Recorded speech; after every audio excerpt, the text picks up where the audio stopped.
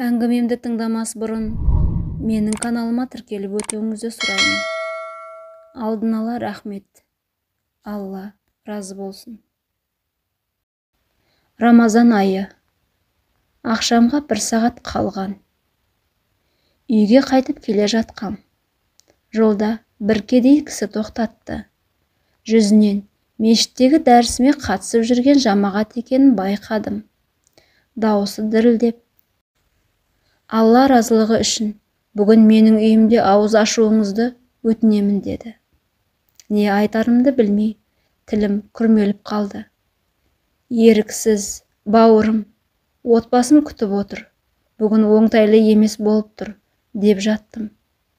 Есімді жисам, кісінің артынан ілесіп келемін. Қайда бара жатырмын? Ауызашар уақыты да таяп қалды деп қоямын ішімнен. Бір үйге келіп жеттік. Аты ғана үй. Ғимараттың үстіндегі шатыры жоқ. Шағын кіре берісі. Ас үйі және бөлме. Алақандай бөлмені бөліп қойған.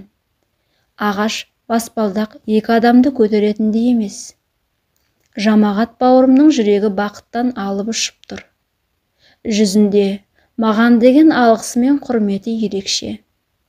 Қараңызшы мырзам, мынау Аллаға шүкір өз баспанам. Ешкімге 1 теңге қарыз емеспін. Міне қараңыз. Таңертең күн бөлмеге төгіледі. Бөлменің екінші бетінен күн ұясына батады. Таңда және ақшам кезінде осында Құран оқимын. Әйелім терезе алдында отырып дұға етеді.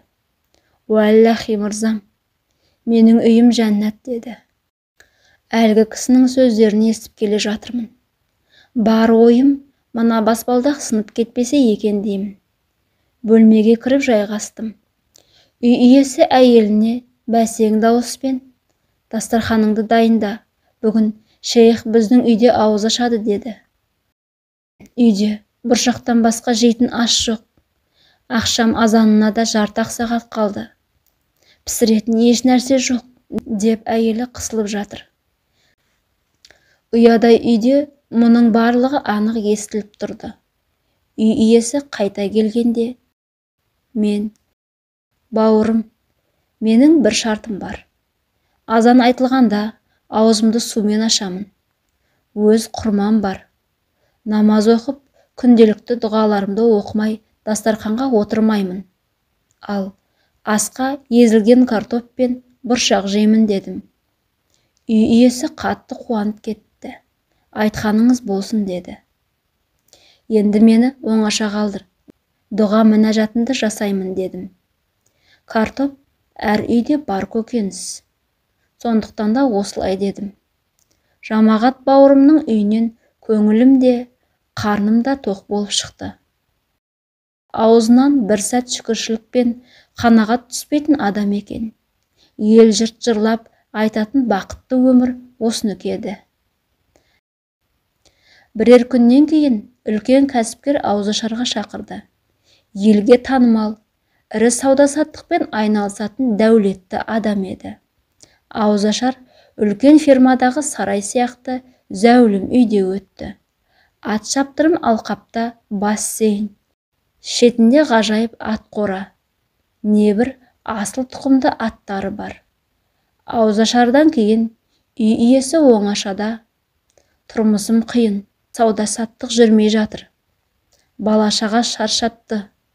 Әйелімнің мінезі жаман. Жұрттың барлығы менен дәмет еді. Адамдардың көңілін табу үшін көп ақша жұмсаймын. Өмірден түңіліп кеттім. Мына барлық уайым қайғыдан қалай құтылғым келеді деп шағымын үйіп төгіп жатты. Үй иесі есіктен көлікке дейін дүниені қара түнекке айналдырып жіберді. Менің де тынысым тарылып, көлікке мінген соң аспанға қарап отырып, ризашылық пейіл нығметін берген Аллаға мың шүкір дейді шейх Шағрауи. Иә, бақыт байлықта емес, бақыт Алла тағаламен сенің қарым-қатынасыңның жақсы болуында. Байлар да осылай жылайды.